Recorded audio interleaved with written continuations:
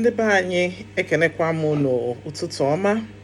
Aha m wụ Ogechi Sylvia Eze. Awụ m dọkịta n'ala bekee. Ihe eji marakwa n'ụmụ SopranoDoctor. Ihe m ji eme ihe onyonyo a taa wụ ikwu maka ihe a na-akpọ cervical screening. Biko ụmụ nwanyị ibe m gbakọ ọnụ ka anyị kwuo maka cervical screening. Ọnwa Jenụwarị wụ ọnwa eji ekwu maka cervical screening. Ka ihe wụ cervix? Cervix wụ ọnụ akpa nwa nwanyị. A sị na ka anyị kwụsị na akpa nwa dị otu a. Akpa nwa dị otu a. Ebe nwa si apụta wụ ebe a na-akpọ cervix. Cervix a dị oke mkpa. Ọwụ dịka ọwụ ọnụ na-emechi akpa nwa. Ihe na-eme na cervix wụ na mmadụ nwere ike inwe kansa na cervix.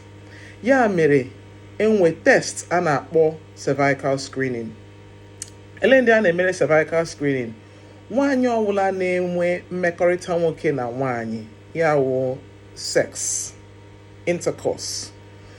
A na-asị ka onye ahụ na-enwekwa screening.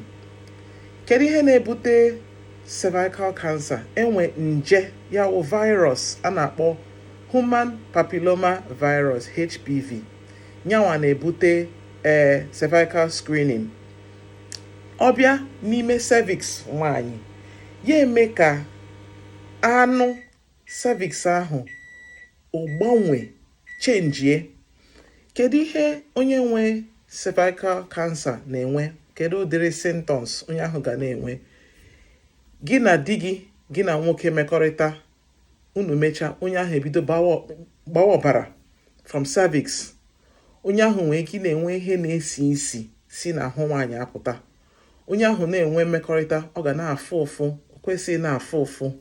Ma onye ahụ bịa ya dịka afọ ya ọ na-aza aza, ma mmadụ nọ, onye ahụ ebido tawa arụ nnọọ, tachacha arụ. Ma mmadụ na-enwe nsọ ya, menses, n'ekiti menses, maybe ị na-enwe menses nke Jenụwarị bịa, nke Febụwarị, onye ahụ bịa n'ekiti menses Jenụwarị na Febụwarị, ọ ka na-agbakwa ọbara. Ihe ahụ adịrọ mma. Onye ahụ kwesịrị ịga jee hụ dọkịta ya. Hekwana ihe a na-eme na screening, ọ dị mma ka anyị mara, ka ụjọ ghara na-atụ ụmụ nwaanyị ka a na-eje. Ihe a bụ ihe a na-akpọ speculum. Nhụna ka o si dị, ọ dị nwa obere. Abịa ete ya ihe dịka gel. Abịa gwa nwaanyị na ọ ga-eyipụ akwa ya, dọkịta ga-anara permission. Ọ ga-achụkwa gị ma ị chọọ ka onye ọzọ nọ na room, ya bụrụ onye a na-akpọ chaperone. Onye ahụ ga-anọrọ ịhụ na ihe dọkịta na-eme ụkwa ihe o kwesịrị ime. Ịchọkwa ịhụ dọkịta nwaanyị dịka mụ, gị esi na ị chọrọ ịhụ dọkịta nwaanyị, asị gị dina na bed, ị ga-edina na bed, imepe ụkwụ gị, ewere ha tee ya gel, tinye ya n'ime ahụ nwaanyị, ọ da afụ ụfụ, etinye ya, emepe ya otu a, ka a ga-eji kpọchie ya, lọkọ ya, ọ nọrọ n'ime ahụ nwaanyị.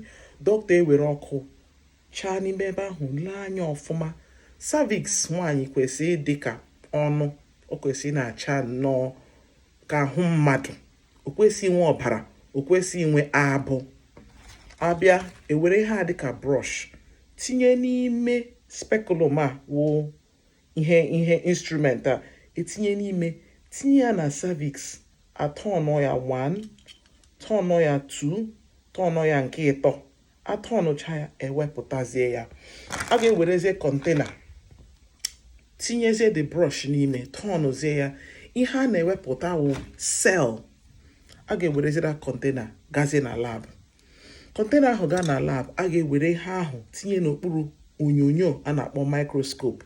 Ele anya ọfụma, chekie ma the cells, ihe nwa ewepụtara na cervix, o chenjigo, ọ na-ajọzi njọ. Ọ bụrụ na o chenjigo, a ga-agwa nwaanyị ahụ ka ọ bịaghachi, emezie ya refer to specialist a na-akpọ gynecologist. Mgbe ahụ ka a ga-emezi ọtụtụ test ma onyonyo ndị ọzọ a ga-eme ka a mara ma onye onwe kansa. Ihe anyị na-ekwu biko jewenụ cervical screening. Ị bụrụ nwaanyị ruru 25, nwaanyị na-eme mmekọrịta nwoke na nwaanyị, biko jewenu. Enwere another way a na-eji egbochi cervical cancer, ya wụ ihe a na-akpọ vaccination. Ha na-agba mmadụ, ndị a na-agba vaccination for TB, vaccination for hepatitis. Ị ga-ejụọ dọkịta gị ma ị ga-enwenwu vaccination. Ọkwa ụmụ nwaanyị a na-enye ya, ụmụ nwaanyị a na-akpọ teenagers, ndị nọ between the age of 13 to 18 ka a na-agba that vaccine. A na-akpọ ya Gardasil and Cervix. Agba mmadụ ya, ọ na-egbochi mmadụ inweta nje ahụ m kwuru na mbụ, nje ahụ akpọrọ HPV. Abịa ogbochi mmadụ inweta that HPV. N'ihe ọbụla mmadụ na-eme, biko gị na nwoke na-eme mmekọrịta, jụkwa ya ma omego screening nke ya, omego sexual screen. Mmadụ na-agaghị ejide onwe ya aka, biko yuzukwanụ kondọm. Marakwa na ahụ gị wụ nke gị. Mmadụ ekwesị bịa sị na ọ chọrọ ime mmekọrịta. Mmadụ ga na-enedokwa onwe ya anya, maka cervical cancer na-egbu mmadụ. Mana ị na-ejekwa screening, ọ bụkwa ihe a ga-ejidekwa early, gwọkwa ya.